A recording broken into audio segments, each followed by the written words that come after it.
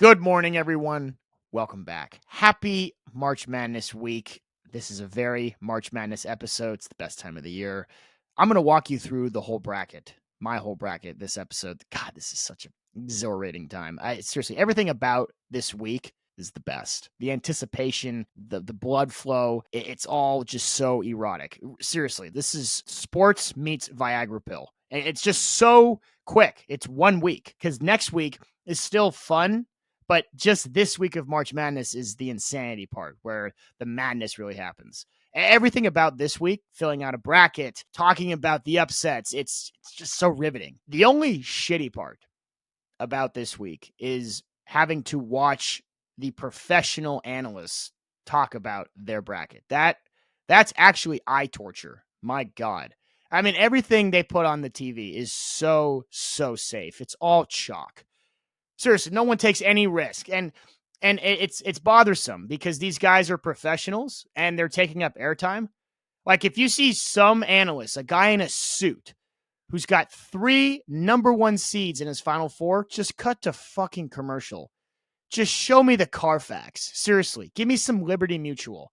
That's horseshit. Because last year, in one of the craziest March Madnesses ever, there were no 1 seeds in the Final Four. In fact, every 1 seed was gone, bags packed by the end of the Sweet 16. And this year's supposed to be better than last year. So that's my one gripe is the 2 to 3 days, you got to sit through the insufferable television of guys walking you through their bracket. And the upsets they pick are so fucking vanilla. It's like, oh, my big upset. I got this 10 seed beating a 7. Come on. Spare me. Show me some blood. Like, I want to see something gnarly. I want to see something with teeth. Give me that 15 seed in the Elite 8. I want to see the Peacocks fly. Show me St. Peter's in your Elite 8. Because that could happen this year. Anyways, the show is entirely about March Madness, filling out a bracket. If that's not for you, I have no problem with you taking off. I will not take it personally. If you got a split, I get it. But if this is your shit, oh, I got the good shit. All right, without further ado, folks, this is episode 3 of Now Here's a Guy. Wow, it just doesn't get any easier. Hey, everyone. Thank you for listening to Chris almost ruin the March Madness episode. Thank God he didn't. Good morning. Happy Tuesday. It's Tuesday when I'm recording right now. This is Tuesday of March Madness week. You can listen to this anytime. Hopefully this ages past the weekend. However, there's a hot chance this episode ages like milk in a matter of 36 and a half hours. Yeah. I'm fully prepared to 86 this episode. However, I'm also prepared to put this episode in the annals. God, we got to find a better word for history. I'm ready to put this episode in a spot that historians can analyze it because I think I got a good bracket. I do. Now, before we go through it, I just want to let you know if my bracket sounds a little whack, yes, that's the point. This is March. And if you want to get in the mood, look up past brackets and see how deformed they all are. I mean, you got 15 seeds in your Elite 8. You got 7 seeds in your final game. You got 1 seeds taken off before Friday. It's beautiful. It's March. Okay, I had a few parameters for this bracket session. First of all, some of it is just luck. Seriously. No one's an expert in March. We're all witnesses. So how did I determine these picks? Well, I kind of suggested half the battle, is the fucking name. How many times do you look at your bracket and it's completely busted by a school with the name you didn't even think was possible? Like a Morehead State. I'm somewhat prepared for that this time around. I really am. I want to be on the other side of that. I want to be the guy laughing when Duquesne's wins a fucking tournament game. That's one half of how I determine shit. The other half, I use a little bit of analytics. You might have heard of this gentleman named Ken Pomeroy, or Ken Pom for short. I don't rely on that. I have this rule. Stats can only do so much for you. At the end of the day, balls win games. Well, not testicles. I mean, you could be a woman and what. That's not what I meant. I'm just saying the players win games, right? Stats are amazing for settling arguments, and analytics are great for creating a discussion about somebody. But at the end of the day, they're not going to put a ball through the hoop. The players do. All right. To quote one of my favorite superheroes, Homelander, let's light this candle. All right, starting in the East region. By the way, I've never understood this. The regions geographically, really, we got to come up with a better classification for these brackets. The individual quadrants, the regions, like just saying East, West, South, Midwest, like it's one thing if the games were actually played where their geographic region is slated. Like what is East about a game in Spokane? Is it East Washington? Because last time I checked, that's the Pacific Northwest. Oh, going down to the West region, we have a game in beautiful West Coast City, Memphis, Tennessee. Aren't they on Eastern time? Oh, the South region? Yeah. Ah, yes, we have a matchup in Southern City, Brooklyn, New York. South New York, I guess, but quite east and north of everything else. Midwest. Oh, this is great. This actually makes a lot of sense because the Midwest is just whack. Looks like Salt Lake City is a beautiful representation of the Midwest region. What the hell? I don't care that much, but I'd like some clarity just because it just makes no sense. Okay, starting at the top, we got UConn versus Stetson. UConn. I got nothing for Stetson. Honestly, I didn't even know that school existed. If the name was Betson, Jetson, or Wetson, I still wouldn't have thought any differently. Like they could have changed the name in the past 2 days, and it's like, oh yeah, I'm still taking UConn to win. Usually in the situation, I'd be all over a team like Stetson. You've never heard of them. They got a crazy name. It sounds made up. They could have made up this school this week. Usually it's like, I'm in. But no, this UConn team is so good. They could honestly beat the Washington Wizards. So they're good enough to win their first round matchup against Stetson. Stetson Bennett. They're playing the old Georgia quarterback, Stetson Bennett. Okay, next game. Florida Atlantic University versus Northwestern. Thank you very much. Our first Big Ten representation. This is an automatic fade. Listen, even if it wasn't FAU, I'd still fade them because Northwestern's probably the most undeserving of the Big Ten teams in here. Like, seriously, ta-ta, rest in piss. But FAU's really good. They made it to the Final Four last year. They're definitely a tournament darling. Northwestern, no thanks. Out. Okay, one level down. San Diego State, UAB. Okay, this is interesting. So, San Diego State, their mascot is an Aztec. UAB's mascot is a dragon. Now listen to this, folks. In ancient Azteca lore, dragons were somewhat tame.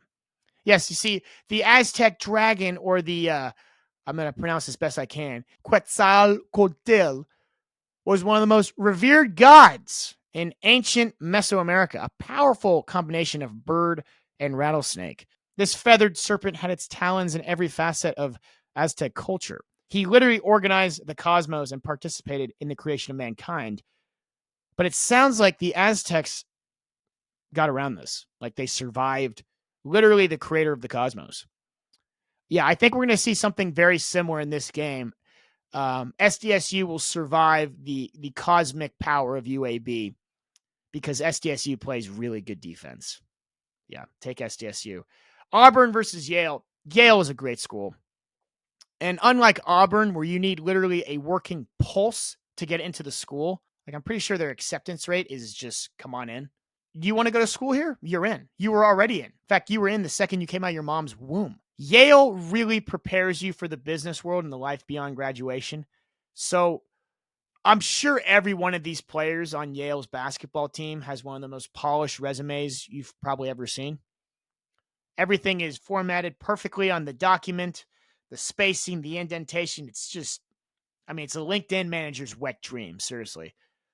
Society needs people from Yale to get the jobs they're applying for. Some of these guys may end up writing an equation that will save the planet. Some guy may develop a way that we can literally live off of renewable energy forever, save the earth. So that's exactly why Auburn's going to win this game. Yale's bandwidth is completely full, and this is all Auburn has. They're not going to let any Yale student take that away from them. Yale's on to bigger and better things. This is Auburn's saving the planet. They're going to win their first game for sure. Okay, next matchup. BYU versus Desquesne. I know it's Duquesne's, but it's spelled and it looks like Desquesne, but it's Duquesne's. It's pronounced Duquesnes. I think it's French. In fact, I think the translation is not this year, Mormons. Take Duquesnes, otherwise known as Desquesne. Folks, this is a good example of taking a team based off the name alone. You've never heard of Duquesnes except if you're an art major, I'm sure. I think it's in Pittsburgh. Do not sleep on a team like this. They fought with every cell in their body to get here, tooth and nail. I'm pretty sure BYU is just a regular at-large bid. I know the Mormons are usually good in March. Remember Jimmer Fredette? These guys are going to be in bed night before 8 o'clock sharp. You can just lock that in. Still, doesn't matter. I think BYU's beating Duquesnes 10 times out of 10 in any month, not March. But this is March. Things are different. Take Duquesne, not Desquesne. Speaking of silent S, Illinois is playing Morehead State. Here we go. Another Big Ten matchup. Supposedly, Illinois is really, really good this year. I say supposedly because it could have fooled me. I watched a lot of their games. They don't look that impressive. AP poll has them at number 10. So they're literally a top 10 team in March, according to the AP. Assuming Associated Press, nothing important. Morehead State is who they're playing. And this team is literally the team that patented most of my logic. See, and by the way, Morehead State is a symbol. Morehead State stands for something bigger than themselves. They represent a collection of schools you've never heard of, but they're going to knock out one of your favorite teams. I don't even know where Morehead State is. Let me look it up. Oh, yeah, Morehead, Kentucky. So Morehead State is from Morehead. See, I already forgot where they're located. That doesn't matter. They do this way too often.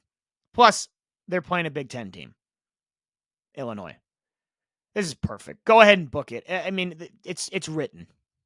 It's written right here. Just take Morehead State over Illinois. Save yourself the trouble. If you have Illinois going far, just stop it. Just cross them out. Morehead State will bring the noise to Illinois.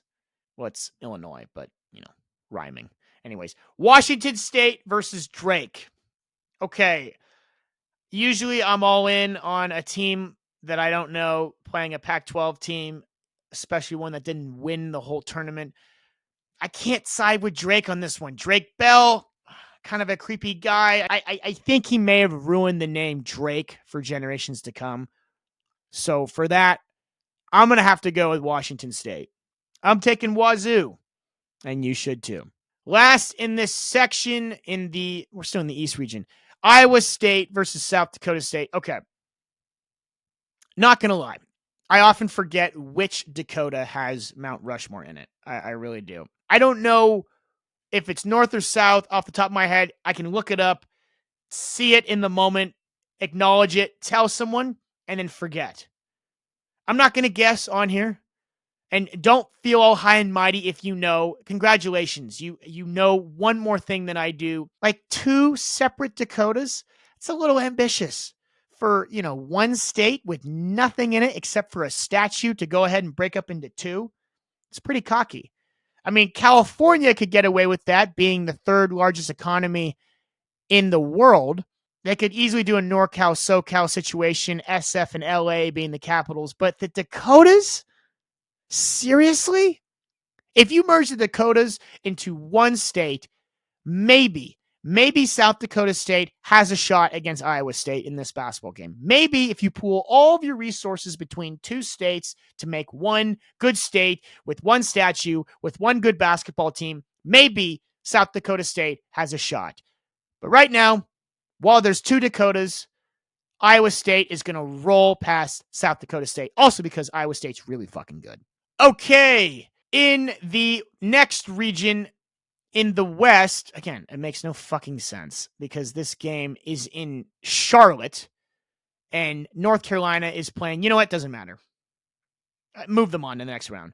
This is not the 1 seed that goes down. I'm going to have this on the airwaves, by the way. If North Carolina, I'm not even going to say who North Carolina is playing. They're going to win this game. Just they're that good. If they lose, that will be hilarious because an unmentioned team on my end, it's not that I'm not prepared. I just want to prove a point. I think this is the one game where you can be like, okay, North Carolina lost in the ACC chip. They're really good. They're definitely going to be hungry. They're a 1 seed. I don't even know if they should be a 1 seed because there's a couple other teams you could have stuck in there. but they're going to win. If you must know, North Carolina is playing the winner of Howard versus Wagner. That could easily be one white dude running for office, Howard Wagner. But no, North Carolina is going to win.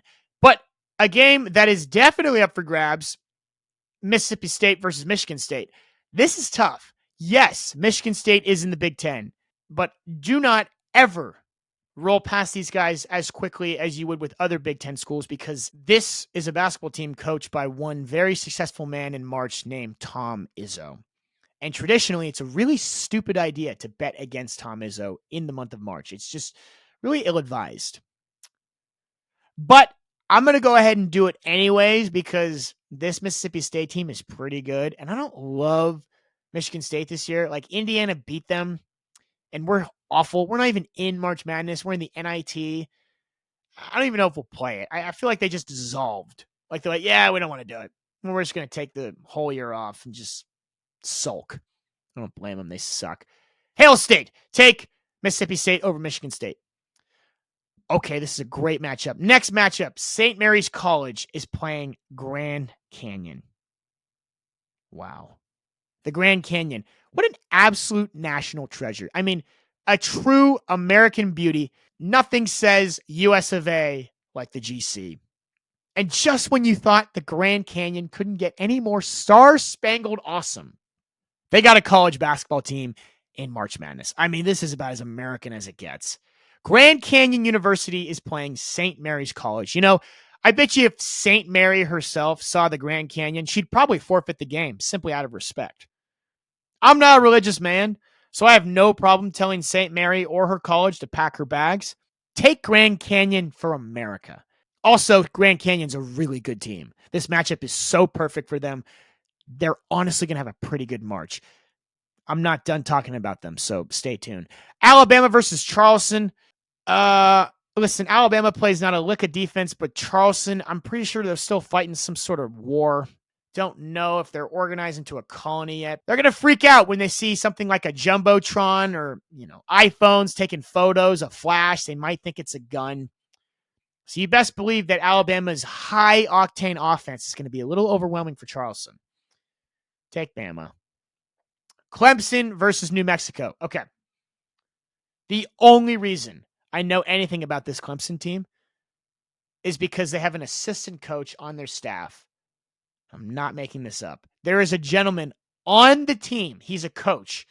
His name is Dick Bender. That's right. First name Dick, last name Bender. I'm assuming he was born Richard Bender and his parents aren't complete sociopaths and just said, oh, look at that cute little baby. Let's call him Dick. Dick Bender. Just to terrorize him for the rest of his life. I'm assuming Richard Bender at one point in his life came to a crossroad and said, I'm either Richard, Rich, or Richie. And he said, fuck that. That's not who I am. Call me Dick. Dick Bender. Coach Dick Bender. This guy knows exactly what he's doing. And this is the exact type of thing that you need in March. In order to win March Madness, you need balls. And Dick Bender's got balls. Why this man isn't the head coach of Clemson basketball is beyond me. If Clemson had any brains, he would be promoted tonight just for this tournament. Dick Bender leads Clemson as they penetrate through every defense possible. There's your story. See, a lot of people forget that March Madness isn't always won by the best teams. By and large, the teams that survive the longest aren't the best. It's that they have the best stories. Like, the best stories usually wins a couple of games. Like, think Sister Jean. 100-year-old nun for a mascot for Loyola Chicago. Boom. Final Four. Hank Gathers died on the court for LMU. So everyone wore headbands in his honor. Sweet 16. St. Peter's Peacocks, a school in Jersey City with an athletic budget of $12.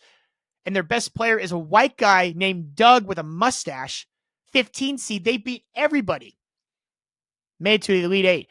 Guys, are you getting the memo here? It's stories that carry teams, not the teams themselves. If Clemson's head coach was actually Dick Bender, I'd have them winning the whole fucking thing. But he's not the head coach. The fact that he's an assistant, I think it buys him at least a game. I don't even know the head coach's real name. I'm just going to assume everything runs through Dick Bender. Our only shot, or I should say Clemson's only shot, is if their actual coach, blank head coach, first name, last name, couldn't tell you, gets ejected and Dick Bender becomes the interim head coach. If that happens, I think they're going to have a good March. But because that's not the case, well, I'm not going to say never. If that doesn't happen, they're probably toast. And because of that, I'm going to take New Mexico on the assumption that their head coach isn't a maniac and going to get himself suspended. All right, Baylor is playing Colgate. This is the college, not the toothpaste. Although I'm more of a Crest guy myself, Colgate's just so bland. I mean, their mint is so weak. Can barely knock out coffee breath, seriously. Take Baylor. Bad toothpaste. Bad toothpaste. Dayton versus Nevada. Ugh. Take Nevada. Personally, I think Ohio is one of the worst states in America. But everyone from Ohio swears that Dayton is great. Like it's the promised land. It's an oasis, and it's fine. I've been there. It's just a city in a really mid state, and you know what? It's the reputation that they give themselves that pisses me off. Take Nevada. I don't want to see any Ohio team do anything. God. All right, Arizona versus Long Beach, folks. Here comes a really awesome opportunity for an amazing upset. So Arizona last year played Princeton in the first round, and Princeton won. They had like this amazing run at the end of the game. Arizona couldn't score. Princeton was a 15 seed. Ivy League school beats Arizona and then goes on and wins another game too. I'm going to assume everyone in that locker room is well aware of what happened last year, right? Let's not do this again, guys. We actually have a great team. We got great players, a more seasoned coach. We're not going to lose to a 15 seed. No way. This Arizona team is really, really good. Boy. But I don't think they've come across a story as good as Long Beach State's story. So their coach was informed in February that he would be fired after the season is over. That's right. Hey, thanks for everything. We're going to let you go once this thing is all done. Right? And they're assuming that they're just going to go to the tournament, win maybe a game. If they're lucky, get zapped. See ya. Because there are no at-large bids for... I think they're Big West or something, Long Beach State. Yeah, you got to win your whole thing to go to March. So they're probably like, listen, after this is all done, we're going to, we'll keep paying you through the end of the month, but after that, you're done, right? Long Beach State won the whole fucking tournament. This guy knows his job. It's done. He's literally playing with house money. They have nothing to lose. Like, I know Arizona wants to win the whole thing, but there is nothing more dangerous in the month of March than playing a team with nothing to lose. For that, I have to take Long Beach State beating Arizona. I have to. I know it's going to be stupid when Arizona rolls by them by 30. Yes, I understand, but I have to take Long Beach State because of the story. Okay, moving on to the other side of the bracket, Houston is playing Longwood. Oh my God. Longwood. Please tell me that's an all-boys school. God damn it. If they weren't playing literally Houston, they're a lock. In my eyes, that name is so good, they have to be in. But Houston is one of the best teams in this whole tournament. They're just like UConn. They could honestly beat the Washington Wizards right now. I have to take them. I have to. But oh my God, Longwood, that name is so good. I have to take Houston, but this hurts. Next game, Nebraska versus Texas A&M. Come on. Really? Yeah, take A&M. Big Ten Nebraska representation. Give me a break. Take A&M. Set it, forget it. Next. Here we go. Wisconsin, James Madison. Okay, same thing. We got another Big Ten school, but this school is the one I talked about. They're deserving. However, James Madison. And boy, James Madison did so much for this country back in his day. I mean, he's literally the architect of the Constitution. I'm pretty sure his school can win one fucking game, right? He created this country. Can the school named after him win a game? I think so. They also beat Michigan State earlier in the year. They can play with Big Ten teams. They can. Duke versus Vermont. Okay. Have you guys been following Duke this year? This is one of my favorite Duke teams because I hate them so much. They have this guy named Kyle Filipowski. He's probably going to be a lottery pick. He's a really good player. But he's involved himself in one of the most hilariously pathetic storyline in college hoops this year. I mean, it's so Duke. It's perfect. So Kyle Filipowski, Duke's best player, a few weeks ago, I might tear up thinking about this. It's real tough. He was caught in some gut-wrenching drama. To sum it up briefly, Duke is playing at Wake Forest. Wake wins, huge upset. Wake students storm the court. Kyle Filipowski, Duke's hero, was caught in this tidal wave of students, and he was crushed under their weight. Bless his heart, he was almost killed. He could have been killed. He should have died. Luckily, he only suffered a severe leg injury, so he had to be carried off the court. Honestly, it's a miracle he even survived. I mean, he's a hero. I mean, he should honestly get the Medal of Valor just for surviving. Luckily, thank God, his teammates were there, and they carried him off the court before all these 19 and 20-year-old students could do any more damage to him. A future NBA star versus a bunch of kid who just left calculus. Whew. Thankfully, he only had a severe leg injury, but somehow he was able to beat the odds and defy modern science. And he played in a game only nights later. Remember, this guy could have been killed, but then he wasn't. Then he came out with a severe injury, but then it wasn't so severe. And he played. Do you get my point? Can you hear the sarcasm in my voice? For fuck's sake. He initiated contact with a Wake kid. He wanted to check someone in the fucking face. Then he realized, oh my God, I'm actually just as tough as a fucking lawn chair. So he lost his balance, lost his footing, figured the only way he could get out of this without looking like a complete jackass is if he went down with a near-death injury. That'll get the attention. That'll correct the course I'm on, because right now I look like an idiot.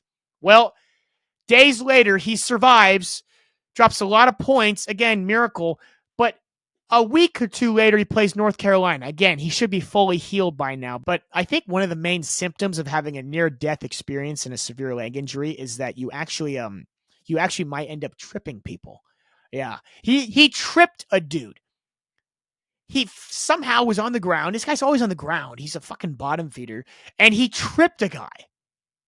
He's not a darling. He's not America's victim. He's a fucking dirty player, catching low-hanging fruit where he can. And I fucking love it. I mean, this is the perfect Duke villain. People are probably going to pick Vermont to beat Duke purely out of spite. I have Duke winning this game because I think you need Duke in this tournament. I think you need villains. You can't have a bunch of tournament darlings. There's way too many Cinderellas to be in there. You need some villains. You need teams to heavily root against, and Duke's one of them. Okay, Texas Tech, NC State. I couldn't tell you one thing about Texas Tech. Seriously. But I will say they're not NC State. NC State right now is a team of destiny. They punch their own tickets. They're harder than hell right now. Again, can't tell you one thing about Texas Tech, except that they don't have a guy named DJ Burns. He plays for NC State. He's literally an offensive lineman with the handles of a point guard and has the finish of Kareem. I mean, this guy is made for March. Okay, next game, Kentucky versus Oakland. So this is not the city of Oakland in California. There's no affiliation. This is actually a small school located in the suburb of Detroit, which is too bad. They could honestly use the help of being a city. They're going to need all the help they can get against this Kentucky team who has probably 5 NBA players on this roster, maybe 6. Take Kentucky. They can win one game. They could win it all. So Florida is playing the winner of Boise State, Colorado. I bet you Colorado beats Boise State, but then loses to Florida because Florida man. Florida man is a crazy man. And don't fuck with Florida man in the month of March, man. Take Florida. Western Kentucky is playing Marquette. Marquette is good. Shaka Smart, he's definitely a March Madness darling. He's had a few early exits, but I think they got a good squad. Golden Eagles will fly past the Western Kentucky Hilltoppers. I've been to Western Kentucky. Yeah. I found myself at a Western Kentucky gas station one time. I was going from Indiana to Nashville. Thank God I didn't spend more than 10 minutes in Western Kentucky. I had to stop for gas, and inside I went to get a bottle of water.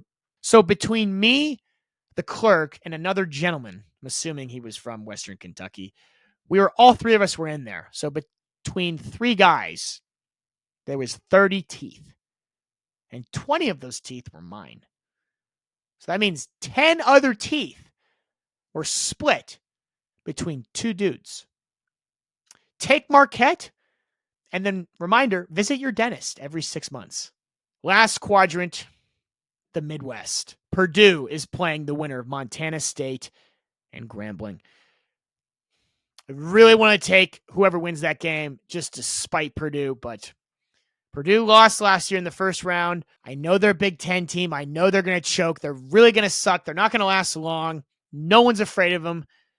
Take Purdue to win this game so you get the points, but you can have them losing next round easily. Don't get comfy with them. They won't last long. If you want to take the 16 over Purdue, it doesn't even matter who wins between Grambling and whoever the hell they're playing, Montana State. Fine. But, Purdue won't last long. Utah State, TCU. Utah State is great. I'm honestly not a big fan of TCU just because they're randomly good at basketball. I mean, their college football fans are already insufferable. I don't want to see TCU win this game. Also, Utah State's pretty good. Take Utah State. Gonzaga versus McNeese State. Again, team like McNeese State, they're always beating someone you love. You don't even know where. McNeese State. Don't be surprised if Liam Neeson himself shows up. So Liam McNeeson State beats Gonzaga, but I'm just going to say, while Mark Few has been the Gonzaga coach, few men have beaten Mark Few early in March. So take the Zags. They're good. Kansas versus Samford. Kansas is awful. This team sucks, but I think they could beat Samford. I don't know. I don't have them lasting that long. I'm going to say Kansas, but it's going to be close. Samford's going to keep this close. Samford could probably win the fucking game. South Carolina versus Oregon. This is a tough one for me.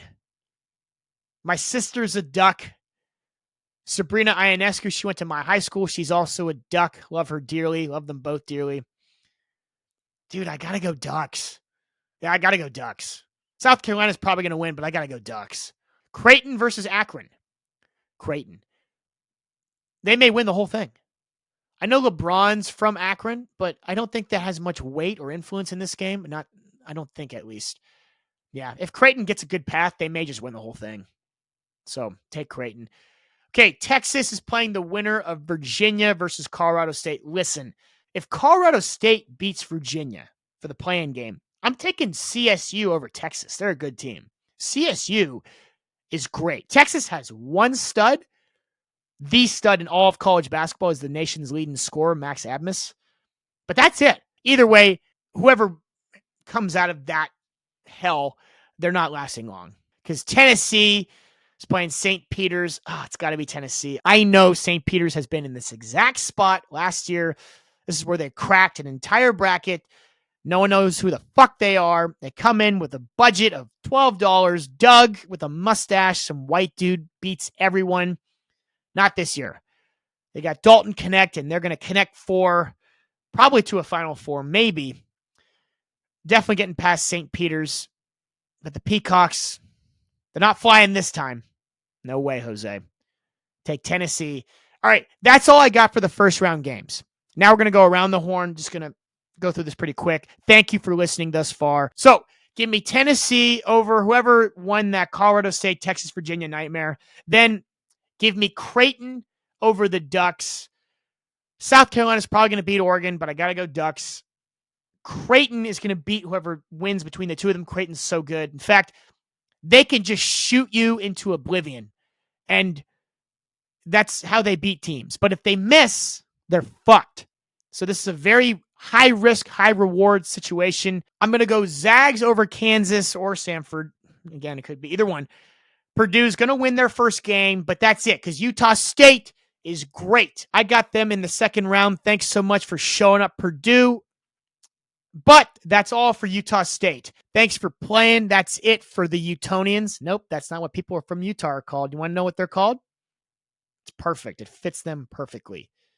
Think Utah, but just add an N. Utahns.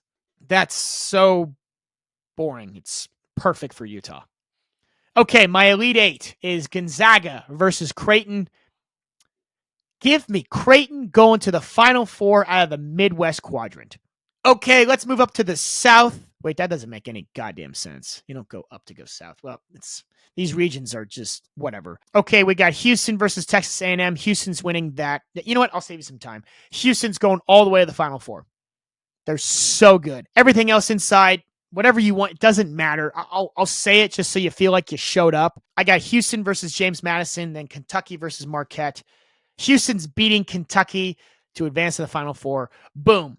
Write that shit down. To the East. Okay, let me be not the first to say that UConn got absolutely screwed. Congratulations on being the top overall seed in all of March Madness. Here's the toughest region we think we've ever seen. Literally, here's your reward. Fuck you. 3 of the 4 Final Four teams from last year are in this quadrant. UConn will probably face one immediately, being FAU. I think UConn is that good to be able to take on these hits, but they can only take on so many hits before they just fall down. My Sweet 16 is UConn, Auburn, Morehead State, and Iowa State. Give me Iowa State beating UConn in the Elite Eight to advance to the Final Four. So UConn just keeps fighting. I mean, they're so good, but they have so many obstacles. Ultimately, they're just going to be beat up, worn down. Give me Iowa State versus UConn in an insane matchup in the Elite Eight. It's just probably a buzzer beater or definitely come down to free throws, something. Iowa State beats UConn to go to the Final Four. It may seem chalky, a 1 versus a 2, 2 gets in, but it's not going to feel chalky. And this UConn team is that good to give them some credibility. They just got put in a nightmare quadrant. Okay, last region. Here we go. I got just one prediction that I'm just so in love with. One team. We talked about them earlier. It's Grand Canyon. I mean, they're just unbelievable. They're so good. They're going to beat St. Mary's, right? Because they're American heroes. But then they're going to beat Alabama. I know Bama could probably lose to Charleston. But I got Grand Canyon flying past Bama, and then they're going to beat North Carolina. They're going to advance to the Elite Eight, where they will face Baylor. But this is a crazy matchup. Grand Canyon versus Baylor. Why is this so significant? Bryce Drew, the coach of Grand Canyon, will be facing his dad, Scott Drew, coach of Baylor. Dad has one more lesson for his son.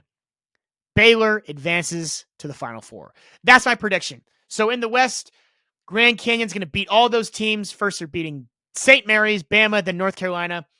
Baylor's going to survive and serpentine their way to the Elite Eight, where dad beats son in the ultimate battle of who's the man of the house.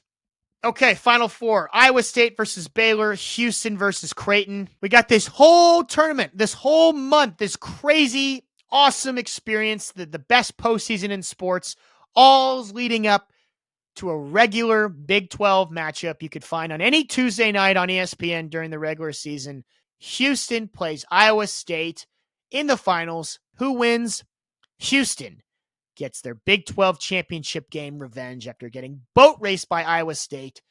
Houston beats Iowa State. That's my bracket, folks. That's all I got. There are no experts in March, only witnesses. And we're about to witness something crazy. I will be in Las Vegas for it. Going to do another show the next day or so. I got a great guest for you. Awesome dude, good friend of mine, very good. at March Madness content. Can't wait to see what goes down. Remember, like, subscribe, follow me on the socials for the best clips, listen on podcasts, wherever. It's been a lot of fun. We're going to keep improving this as we go along, a very self-learning machine for sure. I'm still trying to figure out how to close this out organically. So honestly, it was kind of a quiet episode from Chris Collinsworth and Romo. I don't think we heard them once. Kind of refreshing, actually. Chris, do you want to chime in just one time? Now here's a guy that's asking me to finally say something after usual. Okay, just never mind.